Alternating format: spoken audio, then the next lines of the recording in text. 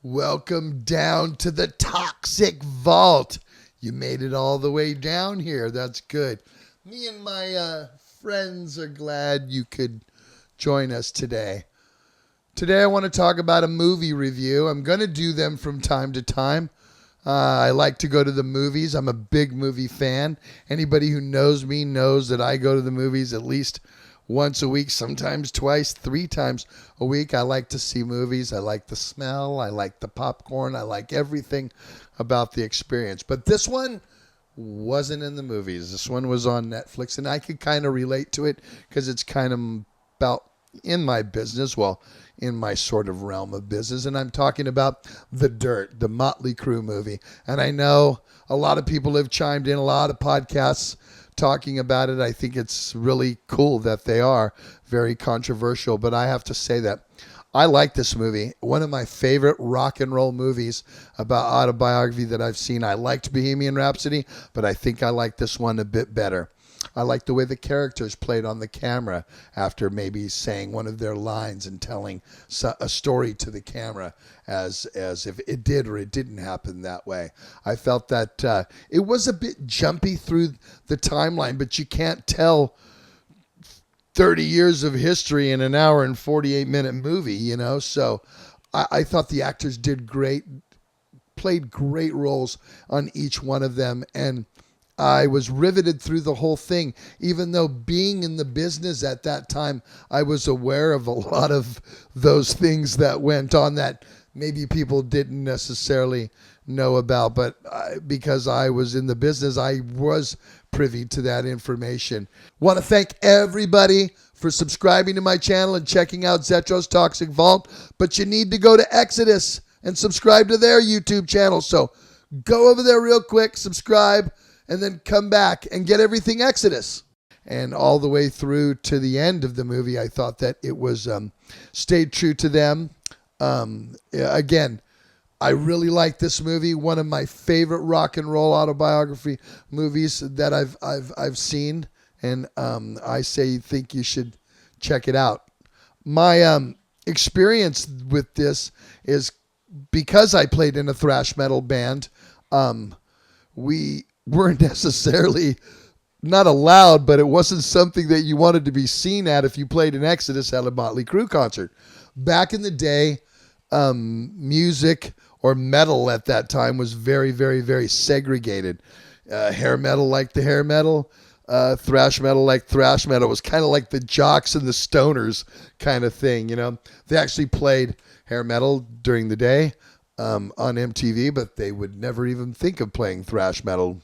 And it was kind of this thing where, oh, you like that? Oh, those guys are, yeah, you don't like that. Or, oh, you like that kind of music? Oh, I can't even stand it. It's too loud. So whatever side of the fence you stood on was kind of how that came about, you know, in the LA and San Francisco. Because I lived on the West Coast, it was definitely like that because San Francisco was known for Exodus and Metallica and Legacy, which became Testament, Death Angel, Possessed, Violence, Forbidden. I could just go on. And LA was known for Mötley Crüe and Poison and Wasp and Rat and Quiet Riot. So it was quite, even though Megadeth and Slayer and Dark Angel and Hyrax, those were all great thrash metal bands from LA, and I have to point out respect for every one of them because they were definitely there in the beginning, along with the Bay Area scene. I just think that the Bay Area got a lot more push because there were so many more iconic bands, it seemed like, that came from the Bay Area at that point. What do you mean you haven't ordered your Zetro's Toxic Vault t-shirt yet? Get it. GrayhavenMedia.net. Get it now. There were instances in my own experiences that were just like in the movie. I mean, I'm sure we trashed a couple of dressing rooms, or hotel rooms, but I know we trashed a couple of dressing rooms for sure. One in Birmingham, England, to be exact, but I'm not going to go into that. That story's for another time. The Exodus guys, well, at least the guys that were in the band at that point, they all know that one quite well. But I mean, all of the decadence, the drinking, the drugs, I mean, even, the thrashers, even the girls, for us, we were kids, we went out and we had fun. I mean, think about it. You're 21, 22 years old. You're on tour all over the world. You're selling out 3,000, 5,000 seats a night. I remember when I first got into Exodus, I think it was the first 4 years, every show was sold out that we played. So when that's happening, you have your access to the party, obviously, and we did. So there was a lot of things that I related. I remember when they were showing venues that they were playing and other bands they were playing with. I remember seeing Y&T play with Mötley Crüe at Concord Pavilion a long time ago. And I think when Too Fast for Love was out, they didn't even have Shout at the Devil out yet. And so I remember the decadence and the stories I heard of things that Vince and Nikki used to do back then. I mean, those things I used to hear. So it wasn't like that was quiet, but boy, Exodus had their own stuff as well. So definitely we considered ourselves, some guys were goody goodies.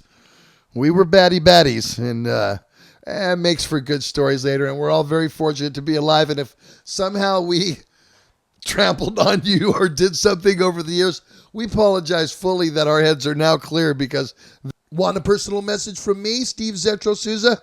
Go to cameo.com, download the app, answer the questions, request me, and I could be sending you a personal message. They were not too clear back in those days. A lot of things happened that were holy shit, to look back and think about on it, man. It's like a yearbook that's 30 years long, and all of the memories in it are so vivid. So anyway, let me hear your comments. What do you guys think? You know what I mean? Remember, you guys were back there in the day. There's so many of you guys that lived both sides. Remember going to LA for shows like that, and then to come up to the San Francisco Bay Area for shows like this. Tell me what you think. Give me your stories, and remember to subscribe to my channel. Boom, boom, boom. Click and subscribe. And for all of you guys that came in there, horns up, fuckers. Talk to you soon.